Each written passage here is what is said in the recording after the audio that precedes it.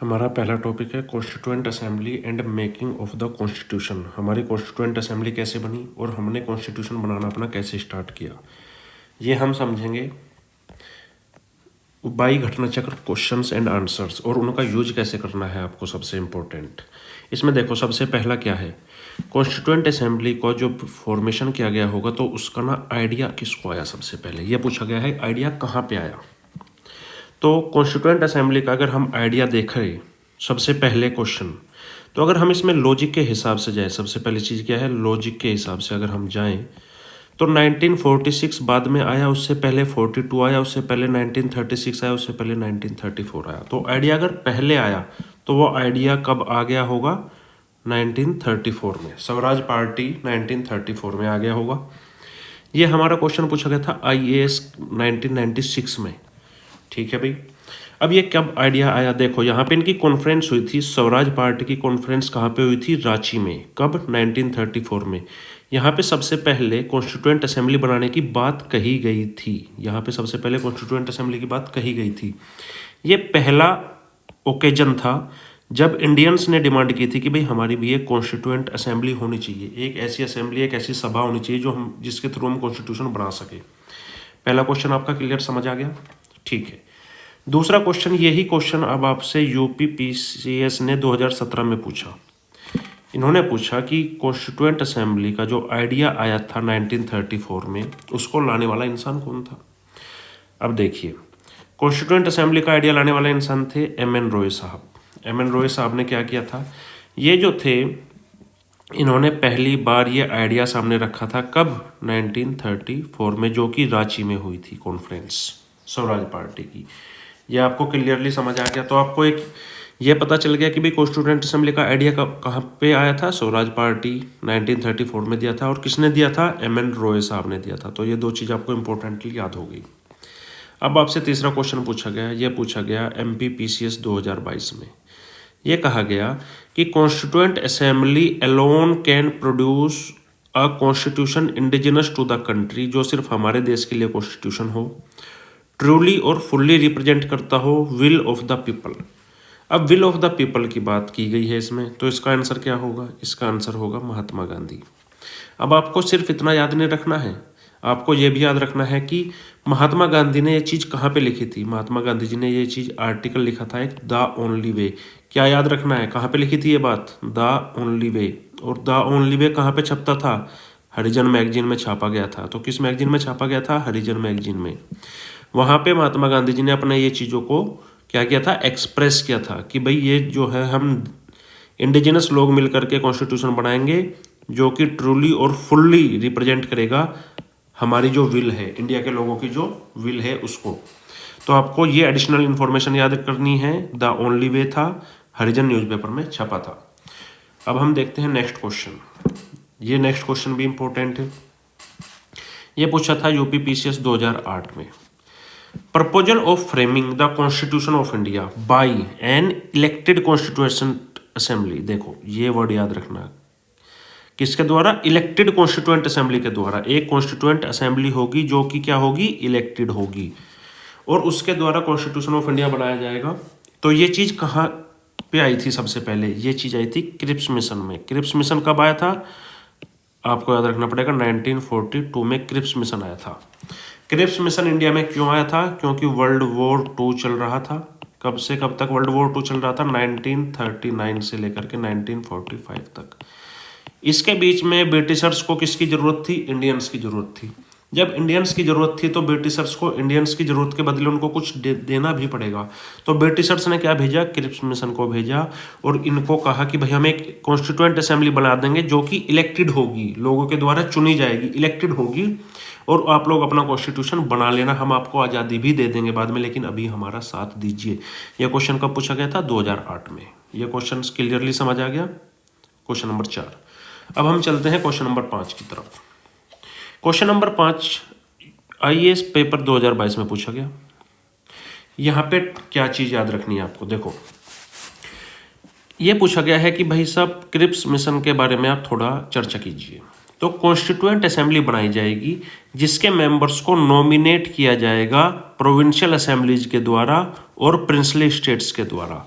ये option number 1 गलत क्यों है? देखो अभी हम पढ़ के आए हैं 2008 में कि कॉन्स्टिट्यूएंट असेंबली कैसी बनाई जाएगी? इलेक्टेड बनाई जाएगी, नॉमिनेटेड नहीं बनाई जाएगी। तो किसकी वजह से ऑप्शन नंबर 1 गलत हो गया कि ये नॉमिनेशन नहीं होगा, यहाँ पे क्या होना चाहिए था? इलेक्टेड होना चाहिए था। तो ऑप्शन 1 गलत हो गया आपका। एनी प्रोविंस, किसी प्रोविंस का नाम दिया गया है? नहीं। एनी प्रोविंस जो कि प्रिपेयर्ड नहीं होगा एक्सेप्ट करने के लिए इंडिया का कॉन्स्टिट्यूशन, उसको राइट होगा कि वो एक सेपरेट एग्रीमेंट साइन कर सकता है ब्रिटेन के साथ रिगार्डिंग इट्स फ्यूचर स्टेटस। कोई भी प्रोविंस, ये क्या बात की गई है? ये बात की गई है पॉसिबिलिटी की, ये बात की गई है पॉसिबल होने की, कि भाई आप पॉसिबिलिटी है, आपको भी सुविधा दी जाएगी। तो ऑब्वियस सी बात है, ये क्या होगा? सही होगा। और इसका आंसर क्या होगा? ओनली 2 होगा। ये यहाँ पे आपको ये याद रखना है कि 1942 के क्रिप्स मिशन में क्या क्या चीज़ें दी गई थी, ये स्पेशली आपको याद रखना है। सबसे पहले डोमिनियन स्टेटस की बात की गई थी कि भाई हम डोमिनियन स्टेटस दे देंगे इंडिया को। जो भी प्रोविंस इंडिया का डोमिनियन स्टेटस ज्वाइन नहीं करना चाहेगा, उसको एक सेपरेट कॉन्स्टिट्यूशन की भी हम पूरी कर देंगे। एक कॉन्स्टिट्यूएंट असेंबली बना देंगे जो कि नया कॉन्स्टिट्यूशन बनाएगी। और असेंबली के मेंबर्स इलेक्टेड होंगे किसके द्वारा? प्रोविंशियल असेंबलीज के द्वारा। और इसमें खेल पता है क्या है? इलेक्टेड तो होंगे प्रोविंशियल असेंबलीज के द्वारा, लेकिन नॉमिनेट करेगा उनको कौन? Princely state, not assemblies. तो प्रिंसली स्टेट जहाँ पे राजा महाराजे होंगे वो तो नॉमिनेट करेंगे, उनको जनता से क्या लेना देना? वो जनता से क्यों इलेक्ट करवाएंगे? पॉसिबिलिटी नहीं है। और इलेक्ट करेंगी प्रोविंशियल असेंबलीज।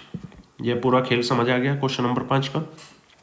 अब हम चलते हैं क्वेश्चन नंबर 6 की तरफ। देखो 1942 में आया था क्रिप्स मिशन, अब एक आया था कैबिनेट मिशन प्लान।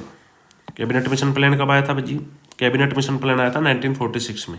तो कैबिनेट मिशन प्लान कब आया था? 1946 में। ये याद रखना पड़ेगा आपको, ये लिखा हुआ है कैबिनेट मिशन प्लान कब आया था? 1946 में।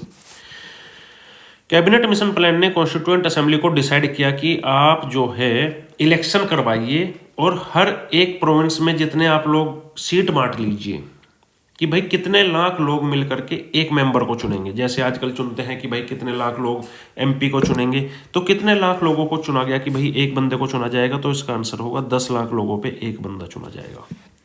कितने लोगों पे चुना जाएगा? 10 लाख पॉपुलेशन पे एक बंदे को चुना जाएगा।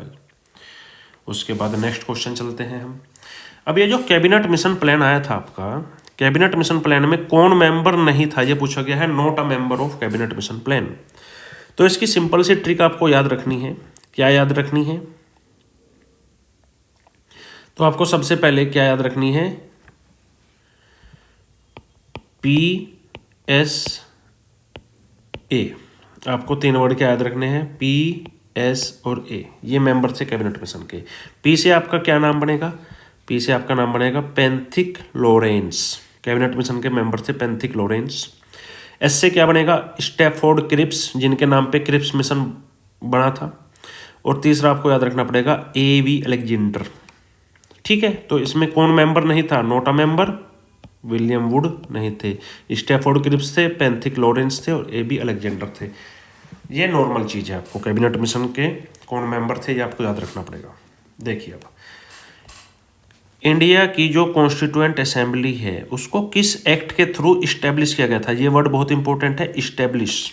इस्टेब्लिश किसके थ्रू किया गया था? तो इस्टेब्लिश किया गया था कैबिनेट मिशन 1946 के थ्रू। और किस के थ्रू इलेक्ट करके हमने इस्टेब्लिश करके हमने क्या कहा था कि हम इसका इलेक्शन करवाएंगे इनडायरेक्ट इलेक्शन। कैसे इलेक्शन करवाएंगे हम? इनडायरेक्ट। डायरेक्ट इलेक्शन नहीं करवाएंगे, इनडायरेक्ट इलेक्शन करवाएंगे। बहुत इंपॉर्टेंट है, याद रखना। अब आपसे पूछा गया, ये चीज़ पूछी गई थी उत्तराखंड PCS 2012 में, यूपी लोअर PCS 2009 में। अब यही चीज़ आपकी जाकर के पूछी गई MP PCS 2023 में।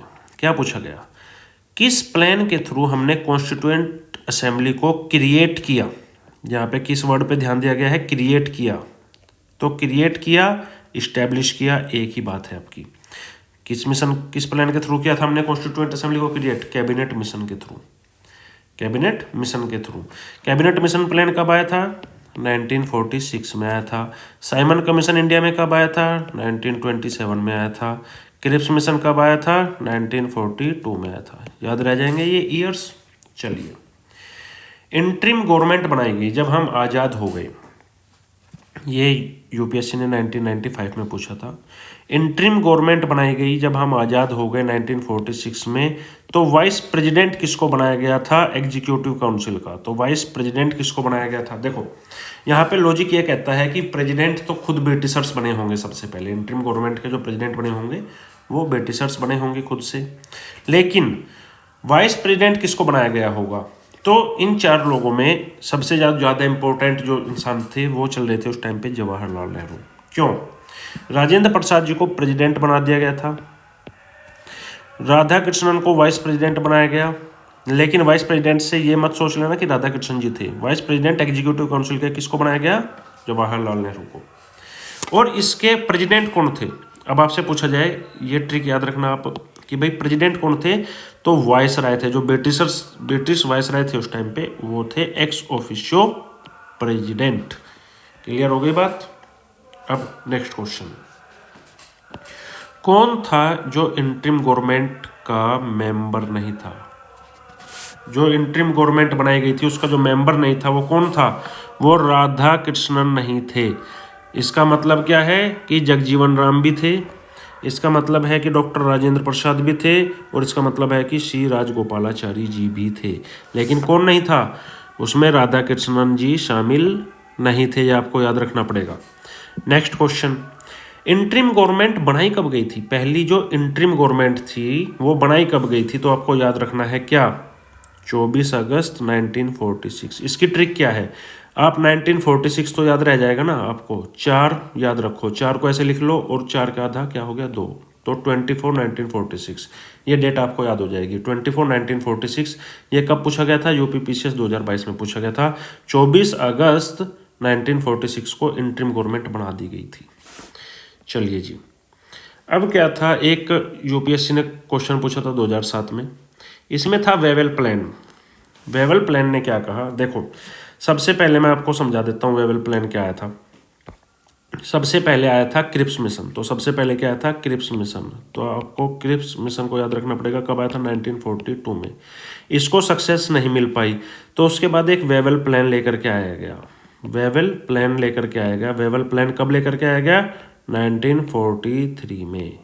1943 में वेवेल प्लान ने कहा कि देखो जी ऐसा है, हम लोग हिंदूज और मुस्लिम मेंबर्स को इक्वल कर देंगे, जिससे कि कांग्रेस भी एग्री हो गई, कांग्रेस भी एग्री हो जाए और मुस्लिम लीग भी एग्री हो जाए। इसलिए ये चीज़ कही गई थी कि हम एग्जीक्यूटिव काउंसिल में हिंदू और मुस्लिम्स को इक्वल कर देंगे। ये बात लॉजिकल लग रही है, ये बात लॉजिक के हिसाब से क्या है? बिल्कुल सही है आपकी। वेवेल चाहते थे, वेवेल थॉट, उनका ये सोचना था कि ये जो अरेंजमेंट मैं कर रहा हूँ इक्वालिटी का, ये पार्टीशन को अवॉइड कर देगा, ये पार्टीशन नहीं होने देगा। तो ये चीज़ क्या है? ये चीज़ फॉल्स है, गलत है, इलॉजिकल है। अगर वेवेल साहब का ऐसा सोचना था, वो 100% श्योर थे कि भाई ये तो अवॉइड कर देगा, 100% श्योरिटी का मतलब क्या होता है? रॉन्ग, ये पॉसिबल नहीं हो सकता। तो आंसर क्या बनेगा आपका? ए सही है और आर फॉल्स है। ये आपसे 2007 में पूछा गया था। ये आप एक्सप्लेनेशन पढ़ लीजिएगा अपना बैठ के आराम से। नेक्स्ट क्वेश्चन, यूपीएससी ने 1993 में 1993 में क्वेश्चन पूछा। देखो कॉन्स्टिट्यूएंट असेंबली के रिलेशन में कौन सी चीज़ सही है? अभी हम पढ़ के आए थे कि भाई क्रिप्स मिशन में क्या कहा गया था? क्रिप्स मिशन में बोला गया था कि भाई हम एक नॉमिनेट बनाएंगे, असेंबली जो होगी वो नॉमिनेशन पे चलेगी। क्या असेंबली कॉन्स्टिट्यूशन की जो असेंबली है, क्या वो बेस्ड हो सकती थी एडल्ट सफरेज पे? सोच के देखो, अब ये क्या लॉजिकल बात है? क्या 1946 या 1945 में लोगों के पास इतना, हम लोग इतने सक्षम थे कि भाई हम हर एक बंदे का वोट डलवा सके, या वोट डालने का पता हो लोगों को? ये चीज़ इलॉजिकल है। हम उस टाइम पे इतने नहीं थे, ना रिसोर्सेज थे हमारे पास, ना ब्रिटिशर्स हमको ये अधिकार देते। क्या असेंबली में डायरेक्ट इलेक्शन करवाए जा सकते थे? अगेन ब्रिटिशर्स क्यों पैसा लगाएंगे कि भाई डायरेक्ट इलेक्शन एक एक बंदे को पकड़ के वोट डलवाएंगे? वो उनको कोई इंटरेस्ट इस चीज़ में नहीं होगा, ये भी लॉजिक के साथ नहीं जा रहा। तो ऑप्शन 1 और ऑप्शन 2 लॉजिकल नहीं लग रहा है। जहाँ जहाँ पे ऑप्शन 1 और ऑप्शन 2 है ये आंसर नहीं हो सकता, ये आंसर नहीं हो सकता, ये आंसर नहीं हो सकता, तो आंसर क्या बचा 3 एंड 4। अब देखो यहाँ पे यूपीएससी बोल रहा है कि असेंबली जो थी वो मल्टी पार्टी बॉडी थी। कितनी multi party, how many parties, ये तो हमें नहीं बताया। वो एक पार्टी थी, 10 पार्टियां थी या 100 पार्टियां थी, हमें क्या पता, हमें नहीं पता। तो ये क्या बन गई पॉसिबिलिटी, तो हो सकता है, ये क्या बन गई पॉसिबल, तो आंसर ये हो सकता है, पॉसिबिलिटी है। इन्होंने कहा असेंबली जो थी वो वर्क करती थी through various committees. How much committee, ये भी हमें नहीं पता। वो कमेटीज 10 कमेटीज थी या 1000 कमेटीज थी या 5 कमेटीज थी, हमें नहीं पता। तो ये ऑप्शन नंबर 4 भी क्या बन गया पॉसिबल, तो ये क्या बन गया पॉसिबल। तो पॉसिबल क्या होता है, करेक्ट होता है। तो आंसर क्या बनेगा आपका 3 एंड 4। और ये क्वेश्चन कब का था, यूपीएससी 1993 का। तो उसके बाद में क्वेश्चन नंबर 15 करेंगे। अब हम क्वेश्चन नंबर 15 हम देखते हैं, ये रहा। क्वेश्चन नंबर 15 में कह रहा है कि देखो जी, इंडियन कॉन्स्टिट्यूएंट असेंबली के बारे में जिक्र करते हैं। फिर से इन्होंने वही चीज़ पूछा कि क्या ये बेस्ड नहीं थी एडल्ट फ्रेंचाइज पे। बिल्कुल सही बात है। यहाँ पे क्या पूछा था, असेंबली बेस्ड थी एडल्ट फ्रेंचाइज पे। क्वेश्चन नंबर 14 में देखिए आप, क्वेश्चन नंबर 14 में पहला ऑप्शन क्या था, असेंबली बेस्ड थी एडल्ट सफरेज पे, और इन्होंने क्या लगा दिया, नोट। तो नोट लगाने के बाद ये क्या बन गया, सही। ये डायरेक्ट इलेक्शन से आई थी, नहीं आ सकती, क्योंकि ये इलॉजिकल बात की जा रही है, इलॉजिकल बात है भाई, ये लॉजिक नहीं बनाती है। ये मल्टी पार्टी बॉडी नहीं थी। अभी तो हम पढ़ के आए हैं कि मल्टी पार्टी बॉडी होगी तो असेंबली तो पॉसिबिलिटी होगी, और ये मल्टी पार्टी बॉडी नहीं थी। मतलब आप कह रहे हो कि एक पार्टी की बॉडी थी। आप क्या कह रहे हो यहाँ पे कि एक पार्टी की बॉडी थी ये। अब एक पार्टी की बॉडी का मतलब क्या हो गया, श्योरिटी। इसका मतलब ये क्या हो गया, गलत। It worked through several committees, ये क्या बन गई, बहुत सारी कमेटीज। कितनी, 1 या 100 या 50, पता नहीं। तो ये क्या बन गई पॉसिबिलिटी, तो ये क्या बन गई पॉसिबल। तो ए और डी सही है, तो आपका आंसर क्या हो जाएगा 1 एंड डी। तो 1 एंड डी हो जाएगा आपका। क्लियर बात, समझ आ गई आपको।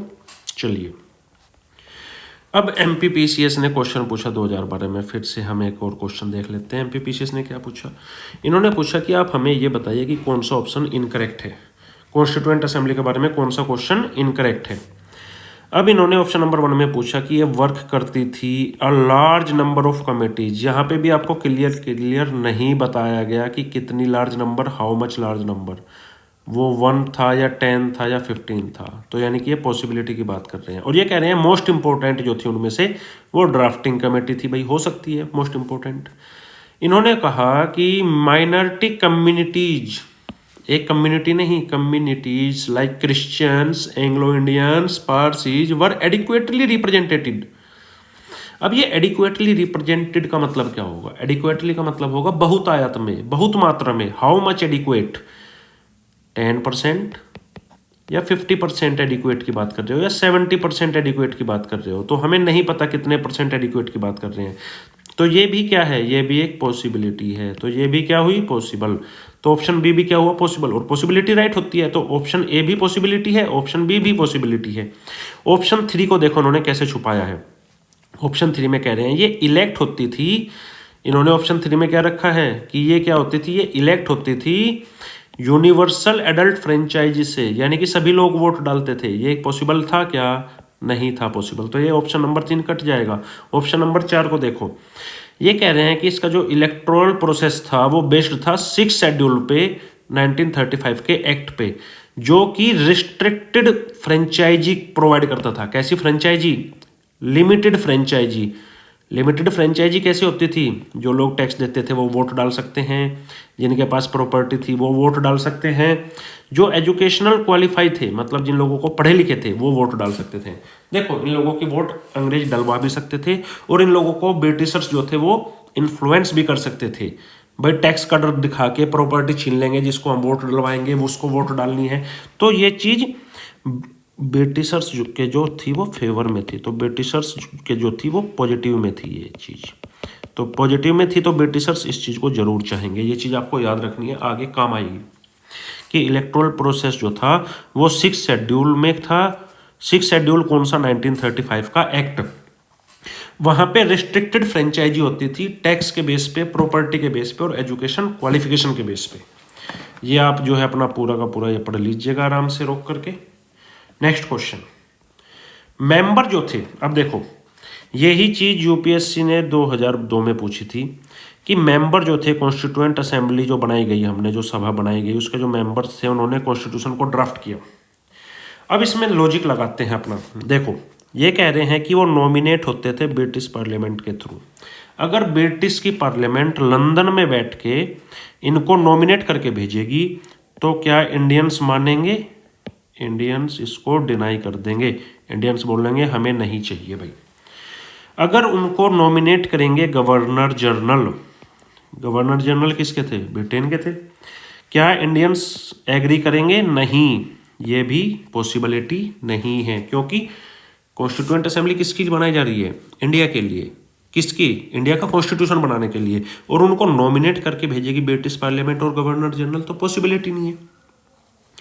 क्या कहा जा सकता है कि भाई उनको इलेक्ट किया जाएगा इंडियन लेजिस्लेटिव असेंबली बहुत सारे प्रोविंसेस के थ्रू? बिल्कुल पॉसिबिलिटी है, ये करेक्ट हो सकती है बात। ऑप्शन नंबर 4 ये कह रहे हैं कि इलेक्ट करवाएगी इंडियन नेशनल कांग्रेस और मुस्लिम लीग। ये पॉसिबल क्यों नहीं है? क्योंकि अगर इंडियन नेशनल कांग्रेस और मुस्लिम लीग मिलकर के इलेक्ट करेंगी तो बाकी के लोग क्या करेंगे? तो बाकी के लोग क्या करेंगे भाई? क्या सिर्फ 2 ही पार्टी थी, इंडियन नेशनल कांग्रेस और मुस्लिम लीग? नहीं, हमको पूरे इंडिया से चाहिए। तो पूरे इंडिया कहाँ पे आएगा? वेरियस प्रोविंसेस में। यहाँ पे वेरियस प्रोविंसेस कितने हो सकते हैं? सभी भी हो सकते हैं, 15 भी हो सकते थे, 10 भी हो सकते थे। यानी कि ये पॉसिबिलिटी की बात कर दी ऑप्शन नंबर 3 में। जहाँ पे कुछ डिफाइन नहीं किया गया वहाँ पे पॉसिबल हो गया। और ये चीज़ कब पूछी गई थी आपसे? IAS 2002 में। क्वेश्चन नंबर 17 समझ आ गया कैसे करना है? क्वेश्चन नंबर 18 देखिए। क्वेश्चन नंबर 18 में कहा गया है आपसे, ये यूपीएससी ने 2013 में क्वेश्चन पूछा था। With reference to Indian history, members जो होंगे कॉन्स्टिट्यूएंट असेंबली के प्रोविंसेस में से वो कैसे चुने जाएंगे? क्या डायरेक्ट उनको इलेक्ट किया जा सकता है लोगों के द्वारा? इलॉजिकल बात है। ना तो इतने रिसोर्सेज थे उस टाइम पे, ना ही इतने समझ थी लोगों में। नॉमिनेट कर सकते हैं क्या उनको इंडियन नेशनल कांग्रेस और मुस्लिम लीग? अभी तो हम पढ़ के आए हैं 2002 से ऑप्शन नंबर 4 को उठा के सीधा रख दिया गया है। नहीं भाई, दूसरी पार्टियां एग्री नहीं करेंगी। क्या उनको इलेक्ट कराया जा सकता है प्रोविंशियल लेजिस्लेटिव असेंबलीज के द्वारा? बिल्कुल करवाना पड़ेगा भैया इलेक्ट, तो ये तो बात सही है आपकी। अब सेलेक्ट कर सकती है कि उनको गवर्नमेंट फॉर देयर एक्सपर्टीज। अब गवर्नमेंट कौन थी उस टाइम पे? गवर्नमेंट थे ब्रिटिशर्स। अब अगर ब्रिटिशर्स उनको सेलेक्ट करेंगे तो इंडियंस एग्री करेंगे क्या? इंडियंस एग्री नहीं करेंगे, तो ये भी ऑप्शन कट गया। तो आपका लॉजिकली आंसर क्या बना? Option number C. Constituent assembly के मेंबर्स कैसे होने चाहिए? इलेक्टेड होने चाहिए। कहाँ से? प्रोविंसेस से आने चाहिए। अब देखो यही ऑप्शन जो ऑप्शन नंबर 3 आपको क्वेश्चन नंबर 18 में दिख रहा है, इसी को यूपीपीसीएस ने 1993 में क्या पूछा था? मेंबर्स जो होंगे कॉन्स्टिट्यूएंट असेंबली के वो इलेक्ट किए जाएंगे कैसे? Provincial assemblies. देखिए अब प्रोविंशियल असेंबलीज आ गया, तो ये सीधा का सीधा रिपीट हो गया है। अगर आपके ये क्वेश्चन नंबर 19 याद होता कि भाई कॉन्स्टिट्यूएंट असेंबली के मेंबर सिलेक्टेड कैसे किए जाएंगे, तो आप 2013 में ऑप्शन नंबर सी मार आते। और अगर आप लॉजिकली भी डेवलप करोगे चीज़ों को तो भी आप आंसर तक पहुंच जाएंगे। अब चलते हैं थोड़ा फैक्चुअल की तरफ।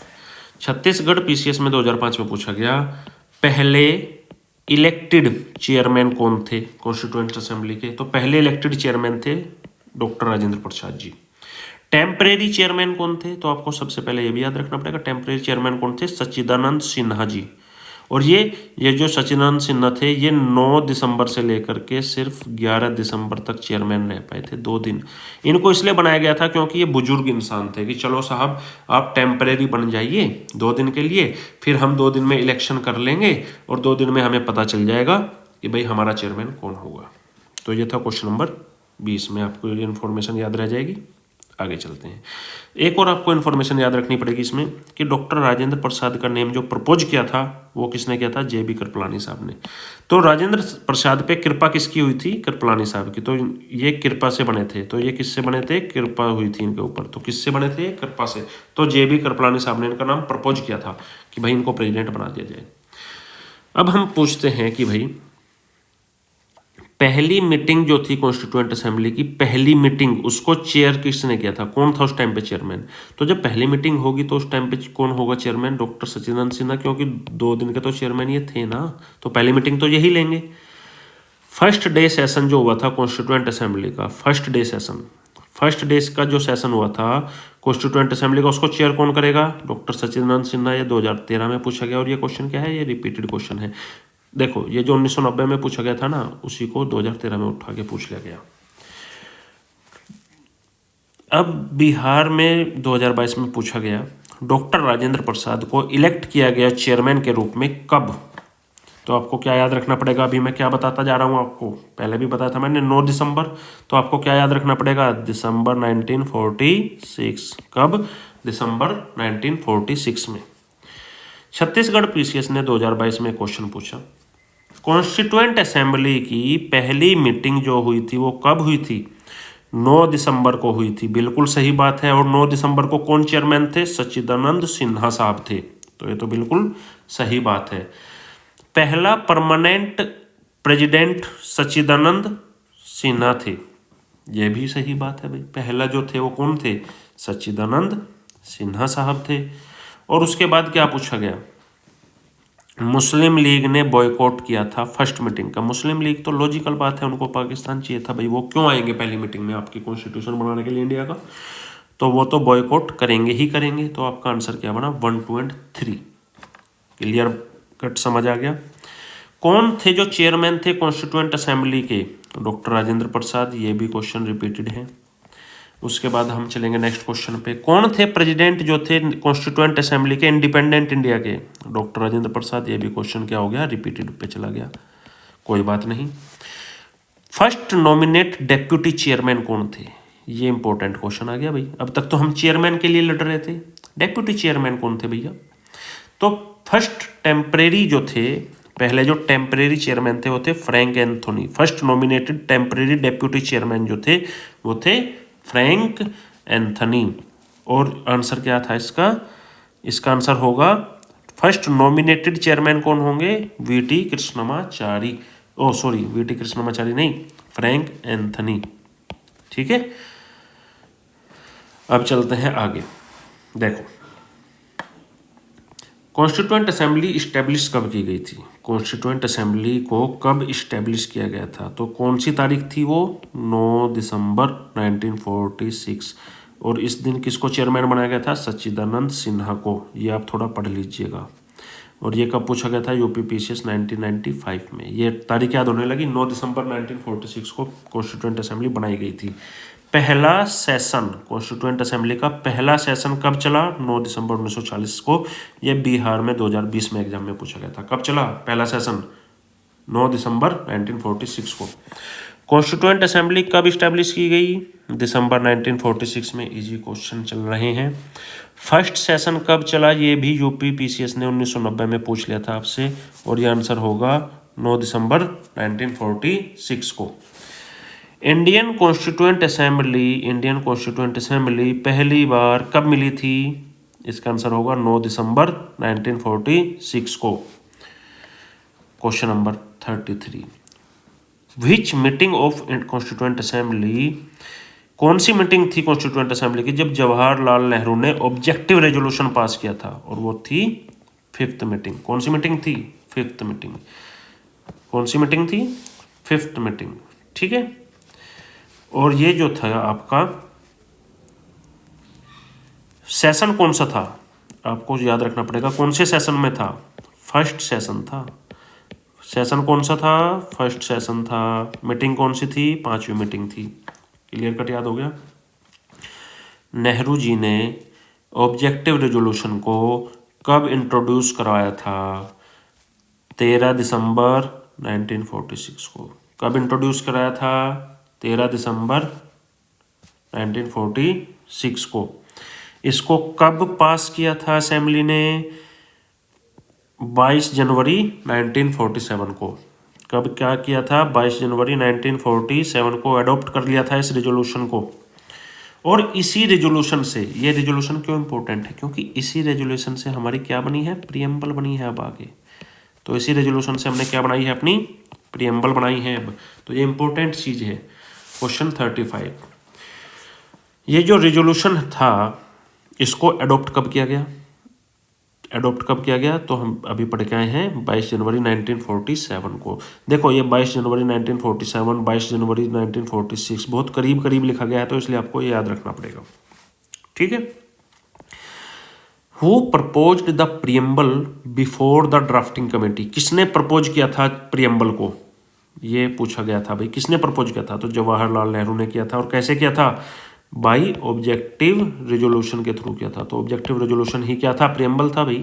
तो जवाहरलाल नेहरू साहब ने किया था। उत्तराखंड 2006 में पूछा गया था ये क्वेश्चन। अब यूपीपीसीएस ने 2007 में क्या पूछा? किसने प्रेजेंट किया था ऑब्जेक्टिव रेजोल्यूशन को? तो किसने प्रेजेंट किया था? पंडित जवाहरलाल नेहरू ने किया था। तो आपको समझ में आएगा कि ऑब्जेक्टिव रेजोल्यूशन की भी अपनी एक इंपॉर्टेंस है पॉलिटी में। अब देखिए यूपीपीसीएस ने 2010 में एक क्वेश्चन पूछा। इन्होंने कहा कि कौन सी चीज़ करेक्ट है। अब देखिए इसमें थोड़ा लॉजिक डेवलप करने की कोशिश कीजिए। इन्होंने कहा रेजोल्यूशन जो था ना, ये रेजोल्यूशन ऑफ ऑब्जेक्टिव जो रेजोल्यूशन था जो कि नेहरू ने बनाया था, वो अफेक्ट करता है मेकिंग ऑफ द कॉन्स्टिट्यूशन को। अब ना तो इन्होंने यहाँ पे ये बताया कि how much affect, how much 1% affect करता है, 90% अफेक्ट करता है, 100% अफेक्ट करता है, हमें नहीं पता। और अफेक्ट करता है ये पॉजिटिव सेंस में अफेक्ट कर रहा है या निगेटिव सेंस में अफेक्ट कर रहा है, ये भी नहीं पता। अब वो पॉजिटिव में भी कर सकता है, वो निगेटिव में भी कर सकता है, वो 1% भी अफेक्ट कर सकता है, वो 100% भी अफेक्ट कर सकता है। तो ऑप्शन 1 जो है इसी को बोलते हैं हम पॉसिबिलिटी। तो ये क्या बन गई? पॉसिबिलिटी। ठीक है। ऑप्शन 2 को पढ़िए आप। ये कह रहे हैं प्रीएम्बल फुलफिल करती है वेरियस इंपॉर्टेंट ऑब्जेक्टिव्स। क्या लिखा? Various important objectives. How many? अब आप पूछिए कितने? वेरियस का तो 5 भी हो सकते हैं, 50 भी हो सकते हैं। तो यहाँ पे क्या हो गया? पॉसिबिलिटी। जब चीज श्योरिटी में नहीं है तो वो क्या है? पॉसिबल है। अब ऑप्शन नंबर 3 को पढ़िए। पीपल्स ऑफ इंडिया ऑर्डर्ड या directed the constitution. Peoples of India order करते हैं, डायरेक्टेड करते हैं कॉन्स्टिट्यूशंस को। How many peoples of India या कंप्लीट पीपल्स ऑफ इंडिया? ये तो लिखा ही नहीं, ना तो ऑल पीपल्स लिखा, ना सम पीपल्स लिखा। ये क्या है? श्योरिटी नहीं है, मतलब पॉसिबल है। अब यहाँ पे ऑप्शन नंबर 4 को पढ़िए आप। ऑप्शन नंबर 4 में कहा गया है हेड ऑफ द स्टेट को इलेक्ट किया जाएगा पीपल्स के द्वारा directly. Head of the state कौन होता है? प्रेसिडेंट। क्या हम प्रेसिडेंट साहब को डायरेक्टली चुनते हैं या इनडायरेक्टली चुनते हैं? हम इनडायरेक्टली चुनते हैं। तो ऑप्शन नंबर 4 नहीं होगा। तो आंसर क्या बनेगा? 1, 2 एंड 3। और 1, 2 एंड 3 तीनों चीजें पॉसिबल हैं। तो आपको समझना पड़ेगा कि कैसे पॉसिबिलिटी छांटी जाती हैं, कैसे श्योरिटी छांटी जाती है चीजों में। Next question, how many sessions, कितने सेशंस थे इंडियन कॉन्स्टिट्यूएंट असेंबली के जिनके द्वारा कॉन्स्टिट्यूशन बनाया गया? तो ये सेशन थे टोटल 12। तो कितने सेशन हुए? 12। तो कितने सेशन हुए? 12। कॉन्स्टिट्यूएंट असेंबली को संविधान लिखने में कितना समय लगा? 2 साल 11 महीने और 18 दिन। कितना समय लगा? 2 साल 11 महीने और 18 दिन। और 12 सेशन टोटल हुए। अब आप जो है ये बताइए कि लास्ट मीटिंग कब हुई थी कॉन्स्टिट्यूएंट असेंबली की? लास्ट मीटिंग हुई थी भाई साहब इनकी 24 जनवरी 1950 को। देखो 26 जनवरी तो हम मनाते ही हैं 1950 को, तो लास्ट मीटिंग कब हुई थी? 24 जनवरी को। ठीक है। कॉन्स्टिट्यूएंट असेंबली को कितना समय लगा लिखने के लिए? तो ये अभी हम पढ़ के आए हैं 2 साल 11 महीने और 18 दिन। ये यूपीपीसीएस ने 2007 में पूछा था, याद रखना 2 साल 11 महीने 18 दिन हमको लगे हैं। अब हम पढ़ते हैं नेक्स्ट क्वेश्चन को। कॉन्स्टिट्यूएंट असेंबली का जो फाइनल सेशन था ये 26 जनवरी 1950 को हुआ था या नहीं हुआ था? देखो ये यूपीपीसीएस ने 2018 में यहाँ पे पूछ रखा है, तो ये बात सही है, रिपीट हो गया और ये बात सही है। डॉक्टर राजेंद्र प्रसाद को डिक्लेयर किया गया था elected of the office of the president, तो हमारे डॉक्टर राजेंद्र प्रसाद तो पहले इलेक्टेड प्रेसिडेंट थे ही, तो इसका आंसर क्या बनेगा, दोनों सही है। और ये कब पूछा था, राजस्थान पीसीएस ने 2023 में पूछा था। चलिए साहब आगे चलते हैं। बिहार ने 2022 में क्या पूछा, कितना समय लगा कॉन्स्टिट्यूशन बनाने में, अभी तो पढ़ के आए हैं, रिपीटेड क्वेश्चन है, 2 साल 11 महीने 18 दिन, सिंपल चीज है। अब हम पढ़ते हैं, देखिए नेक्स्ट क्वेश्चन को हम पढ़ते हैं। फर्स्ट वाइस प्रेसिडेंट कौन थे कॉन्स्टिट्यूएंट असेंबली के, तो फर्स्ट वाइस प्रेसिडेंट कौन थे कॉन्स्टिट्यूशन असेंबली के, ये हो जाएंगे आपके एच.सी. मुखर्जी। देखिए यहाँ पे पढ़िए, फर्स्ट वाइस प्रेसिडेंट कौन थे, एच.सी. मुखर्जी। ओनली कांग्रेस मेंबर जो थे, जो ड्राफ्टिंग कमेटी में थे, ड्राफ्टिंग कमेटी में केवल एक ही कांग्रेस के मेंबर थे, वो थे के.एम. मुंशी साहब। राजस्थान प्रिंसली स्टेट से कौन आते थे, ये छोड़ दो, ये आपको याद नहीं रखना है। चेयरमैन कौन थे यूनियन कॉन्स्टिट्यूशन कमेटी के, जवाहरलाल नेहरू। ये हम कमेटीज में पढ़ेंगे, ये हम कमेटीज में पढ़ेंगे, ठीक है। नेक्स्ट क्वेश्चन देखिए आप, कॉन्स्टिट्यूशनल एडवाइजर कौन थे जब कॉन्स्टिट्यूशन बनाया जा रहा था, तो बी.एन. राव साहब थे। ये हमने स्टार्टिंग में पढ़ा था, ये ही थे जिन्होंने कॉन्स्टिट्यूशन असेंबली का आइडिया दिया था, बी.एन. राव, सर बेनेगल नरसिंह राव, ठीक है। और ये क्वेश्चन कब पूछा, 2003 में पूछा, 1998 में पूछा, 2007 में पूछा, 2014 में पूछा, तो काफ़ी इंपॉर्टेंट क्वेश्चन लग रहा है भाई। पहला ड्राफ्ट जो था कॉन्स्टिट्यूशन का किसने बनाया था, तो कॉन्स्टिट्यूशन का जो पहला ड्राफ्ट था वो बनाया था बी.एन. राव ने। तो पहला ड्राफ्ट किसने बनाया था, ये बहुत इंपॉर्टेंट क्वेश्चन है। हमको लगता है कि पहली ड्राफ्ट जो थी वो भीमराव अम्बेडकर साहब ने बनाई थी, नहीं, भीमराव अम्बेडकर साहब ड्राफ्टिंग कमेटी के चेयरमैन थे, उन्होंने ड्राफ्ट को फाइनलाइज किया था, लेकिन पहला ड्राफ्ट किसने बनाया था, बी.एन. राव साहब ने। ये नहीं कि भाई कॉन्स्टिट्यूशन का ड्राफ्ट देखा और अम्बेडकर पे मार दिया, नहीं, ये देखना है पहला ड्राफ्ट कब पूछा था, ये यूपी में 2009 में क्वेश्चन पूछा गया था। अब पढ़िए आप, थर्ड रीडिंग जो थी कॉन्स्टिट्यूशन की, थर्ड रीडिंग वो कब पूरी हुई, थर्ड रीडिंग जो थी वो 17 नवंबर से लेकर के 26 नवंबर तक चली थी, 17 नवंबर से लेकर के 26 नवंबर 1949 तक चली थी ये, ठीक है। कॉन्स्टिट्यूशन किस तारीख में कंप्लीट हुआ, बहुत इंपॉर्टेंट क्वेश्चन है। कॉन्स्टिट्यूशन देखो ये 2002 में भी पूछ रखा है, 2010 में भी पूछ रखा है। कॉन्स्टिट्यूशन किस डेट को कंप्लीट हो गया था, 26 नवंबर 1949 को हमारा कॉन्स्टिट्यूशन क्या हो गया था, कंप्लीट, फिनिश, 26 नवंबर 1949 को। क्लियर बात हो गई। हमारी प्रियम्बल में भी लिखा है, क्या लिखा है, we the people of India enact, adopt and give to our self this constitution on 26 November 1949, ठीक है। यही चीज 1990 में बिहार में पूछी गई थी, 1990 में। इंडियन कॉन्स्टिट्यूशन को एडॉप्ट कब किया गया था, 26 नवंबर 1949 को। कॉन्स्टिट्यूशन को एडॉप्ट कब किया गया था, आप फिर से याद रखिए, 26 नवंबर 1949 को। ये कब पूछा गया, 2006 में। कॉन्स्टिट्यूशन ऑफ इंडिया को एडॉप्ट कब किया गया था, 26 नवंबर 1949 को।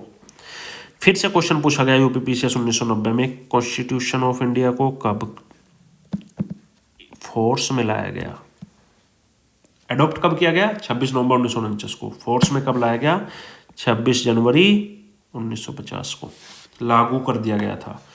कॉन्स्टिट्यूशन ऑफ इंडिया को फोर्स में कब लाया गया, 26 जनवरी 1950 को। कब पूछा गया, छत्तीसगढ़ पीसीएस 2023 में। देख रहे हो 1990 से कब पूछा गया, सीधा 33 ईयर्स के बाद सेम क्वेश्चन। 26 जनवरी को सेलेक्ट किया गया था, क्यों सेलेक्ट किया गया था, क्योंकि कांग्रेस ने इसी दिन इंडिपेंडेंस डे मनाया था 1930 में। कब मनाया था, 1930 में। चलिए, कॉन्स्टिट्यूशन डे किस दिन मनाया जाता है भाई, जिस दिन हमने कॉन्स्टिट्यूशन अडॉप्ट किया था उसी दिन मनाया जाता है। तो कॉन्स्टिट्यूशन डे कब मनाया जाता है, कॉन्स्टिट्यूशन डे कब मनाया जाता है, आपको याद रखना पड़ेगा, 26 नवंबर 1949 को, ठीक है। अब देखिए, आपने 26 नवंबर 1949 इतनी बार पढ़ा है, अब इसका यूज क्या था। यूपीएससी प्रीलिम्स 2023 में क्वेश्चन आया, क्वेश्चन को पढ़िए। The constitution day celebrate 26 November every year, correct बात है बिल्कुल, on 26 November 1949 constitution assembly India setup a drafting committee. नहीं, क्यों नहीं? क्योंकि इस दिन हम सेटअप थोड़ी करेंगे ड्राफ्टिंग कमेटी को, इस दिन तो हमने कंप्लीट कर दिया था। अभी तो पढ़ के आए हैं हम कि इस दिन तो हमने क्या कर दिया था, कॉन्स्टिट्यूशन को कंप्लीट। तो ये पूरा का पूरा क्वेश्चन क्या है, PYQ पे डिपेंड कर रहा है। और आंसर क्या बनेगा आपका, 1 इज करेक्ट, 2 इज इनकरेक्ट। ये तो इलॉजिकल बात है, जब हमने कंप्लीट कर दिया तो हम ड्राफ्ट कमेटी को सेटअप क्यों करेंगे उस दिन? अभी तो हम पढ़ गए थे, देखो पीछे हमने क्या पढ़ा था, कॉन्स्टिट्यूशन को अडॉप्ट किया गया है। देखो बार बार क्वेश्चन यही चल रहा है ना कॉन्स्टिट्यूशन को। अब ये देखो क्वेश्चन नंबर 48, इसमें क्या लिखा हुआ है, कॉन्स्टिट्यूशन ऑफ इंडिया कंप्लीट कब हो गया था, कंप्लीट हो गया था 26 नवंबर 1949 को। और यही चीज़ यहाँ पे पूछा जा रहा है कि क्या हम 26 नवंबर को कॉन्स्टिट्यूशन डे मनाते हैं। ये रहा कॉन्स्टिट्यूशन डे, क्वेश्चन नंबर 55 में 2016 में पूछा गया है, और ये 2023 में पूछ रहे हैं आपसे। और क्या हम इस दिन ड्राफ्ट कमेटी को सेटअप करेंगे? नहीं करेंगे, क्योंकि हमारा तो कंप्लीट हो चुका है। इंडियन कॉन्स्टिट्यूशन को अडॉप्ट किसने किया था, कॉन्स्टिट्यूएंट असेंबली ने करा था। ब्रिटिश पार्लियामेंट क्यों करेगी भाई अडॉप्ट? गवर्नर जनरल क्यों अडॉप्ट करेंगे? ब्रिटिश पार्लियामेंट भी अडॉप्ट नहीं करेगी, और इंडियन पार्लियामेंट तो तब तक थी ही नहीं, इसका तो अस्तित्व ही नहीं था। कॉन्स्टिट्यूशन ऑफ इंडिया को इनेक्ट कब किया गया? 26 नवंबर 1949 को। किसके द्वारा? कॉन्स्टिट्यूएंट असेंबली के द्वारा। देखिए यही क्वेश्चन नंबर 58 को ही क्वेश्चन नंबर 56 में डाला गया है। कॉन्स्टिट्यूशन ऑफ इंडिया को अडॉप्ट कब किया गया? 26 नवंबर 1949 को। आपको याद हो जाना चाहिए अगर आप घटना चक्र को अच्छे से पढ़ रहे हो, तो यूपीएससी के क्वेश्चंस निकलेंगे आपके, आपका लॉजिक डेवलप होगा, निकलेंगे आंसर्स। देखिए अब ये कह रहे हैं कि क्रोनोलॉजिकल ऑर्डर में लगाइए, ड्राफ्टिंग कमेटी इंडियन कॉन्स्टिट्यूशन को अडॉप्ट कब किया गया, date of commencement of Indian constitution and constitution assembly first meet. तो सबसे पहले क्या होगा, सबसे पहली चीज कब की जाएगी? तो सबसे पहली चीज कॉन्स्टिट्यूशन की पहली मीटिंग की जाएगी 1946 में। 46 में ये करने के बाद ड्राफ्टिंग कमेटी बनाई जाएगी 1947 में। फिर कॉन्स्टिट्यूशन को अडॉप्ट किया जाएगा 1949 में, और फिर डेट ऑफ कमेंसमेंट की जाएगी 26 जनवरी 1950 में। तो ये इस तरीके का क्वेश्चन होगा। भीमराव अंबेडकर साहब जो थे, उनको इलेक्ट किया गया था कॉन्स्टिट्यूएंट असेंबली के लिए, कहाँ से? बॉम्बे से। कहाँ से किया गया था इलेक्ट? बॉम्बे से। ये पढ़ लीजिएगा आप, अच्छी जानकारी लिखी हुई है। किस डेट में बर्थ हुआ, कब डेथ हुई भीमराव अंबेडकर साहब की? 1891 में बर्थ हुआ, 1956 में इनकी डेथ हुई। ये अभी इतना इम्पोर्टेंट है नहीं, पहले इम्पोर्टेंट होता था ये। अब देखिए एक क्वेश्चन 63 आया जो कि यूपीएससी ने पूछा है आपसे। इन्होंने पूछा है, डिस्कशंस हो रहे थे थर्ड राउंड टेबल कॉन्फ्रेंस में, जो कि लेड कर रहे थे passing of the government act 1935। अब डिस्कशंस किन किन के बीच हो रहे थे, कितने डिस्कशंस हो रहे थे, कितने नहीं हो रहे थे, हमें नहीं पता। वो इवेंचुअली लेड कर रहे थे कि भाई ये बिल पास हो जाए। क्या बन गया डिस्कशन से? पॉसिबिलिटी। डिस्कशन तो कोई भी कुछ भी कर सकता है भाई, किसी के भी साथ बैठ के हम लोग कुछ भी डिस्कस कर लेते हैं। तो डिस्कशंस कोई ज़्यादा बड़ी चीज़ नहीं है, डिस्कशंस किए जा सकते हैं। तो ऑप्शन 1 क्या हो गया पॉसिबिलिटी के हिसाब से? सही। गवर्नमेंट ऑफ इंडिया एक्ट 1935 ने इस्टेब्लिश किया गया एक ऑल इंडिया फेडरेशन को, जो कि बेस्ड होगा ऑन यूनियन एंड प्रोविंसेस और प्रिंसली स्टेट्स पे। क्या है ये? फैक्ट है और सही बात है। जब आप पढ़ेंगे तो ये समझ में आ जाएगा कि आपको आंसर सी बनेगा इसका। अब देखिए नेक्स्ट क्वेश्चन, ये कह रहे हैं कॉन्स्टिट्यूशन ऑफ इंडिया जो है वो प्रोवाइड करता है all necessities of the country. All necessities का मतलब क्या होता है पता है? जितनी हमारी ज़रूरतें हैं वो कॉन्स्टिट्यूशन हमको प्रोवाइड करता है। तो कॉन्स्टिट्यूशन प्रोवाइड नहीं करेगा तो कौन प्रोवाइड करेगा? बिल्कुल सही बात तो लिखी हुई है। और हमारे कॉन्स्टिट्यूशन को एडॉप्टेड कॉन्स्टिट्यूशन कहा जाता है। अरे भाई हमने दूसरे कॉन्स्टिट्यूशन पढ़ के जितनी अच्छी चीज़ें थी उन सबको अडॉप्ट किया है, तो इसलिए हमको एडॉप्टेड कॉन्स्टिट्यूशन कहा जाता है। तो ये भी ट्रू हो गया। लेकिन ये चीज़ कहीं भी इस चीज़ से मेल नहीं खा रही है कि एडॉप्टिव कॉन्स्टिट्यूशन होने के बदले ये थोड़ी ना है कि सारी नेसेसिटीज कॉन्स्टिट्यूशन पूरी कर रहा है तो एडॉप्टेड की वजह से कर रहा है। तो इसलिए हमारा आंसर क्या बनेगा? ए और आर दोनों सही हैं, लेकिन ये करेक्ट एक्सप्लेनेशन नहीं है। डेफरमेंट जो थी एडल्ट फ्रेंचाइजी का, देखो कॉन्स्टिट्यूएंट असेंबली में कहा गया कि अभी हम लोग इतने परिपक्व, इतने समझदार नहीं हैं कि हम सभी को वोट डालने का अधिकार दें, इसलिए मैं चाहता हूं कि 15 साल के लिए 1947 से 15 साल के लिए इसको आगे बढ़ा दिया जाए। और ये विचार किसके थे? मौलाना आज़ाद साहब के विचार थे, लेकिन डेफरमेंट कर रहे थे। और इसको सपोर्ट कौन कर रहा था? कौन था कि जो हर एक वोट डलवाना चाहता था? वो दो लोग थे, एक था जवाहरलाल नेहरू साहब और एक थे राजेंद्र प्रसाद साहब। अब जब प्रेसिडेंट और प्राइम मिनिस्टर दोनों ही चाहते हैं कि भाई सभी वोट डाल लें, तो फिर क्या था? लेकिन आपको ये भी एक अच्छा क्वेश्चन है, याद रखना चाहिए। कौन थे जिन्होंने एडवाइस किया कि इंडियन नेशनल कांग्रेस को डिसबैंड कर देना चाहिए, बिल्कुल बंद लगा दो इसको, पॉलिटिकल पार्टी मत रहने देना इंडिपेंडेंस के बाद? ये विचार थे महात्मा गांधी जी का। महात्मा गांधी जी का ऐसा मानना था कि भाई कांग्रेस जो है इसी चीज को लेकर के आगे इलेक्शंस में जाएगी और इसको कोई हरा नहीं पाएगा। तो एक अच्छी डेमोक्रेसी के लिए क्या है, कांग्रेस को बंद कर दो, सब लोग अपनी तरीके से जाइए। चलिए, एक कॉन्स्टिट्यूशन जो होता है वो एक मशीन की तरह काम करता है, लाइफलेस थिंग होती है। It acquires life because of the man who control it and India needs today nothing more than a set of honest man. किसने कहा था? जवाहरलाल नेहरू जी ने, याद रख लीजिएगा। In their nationalist reaction the founding fathers of Indian constitution tended to minimise the importance of minority interest and emotions. ये किसने कहा था भाई? ये कहा था आइवर जेनिंग्स ने।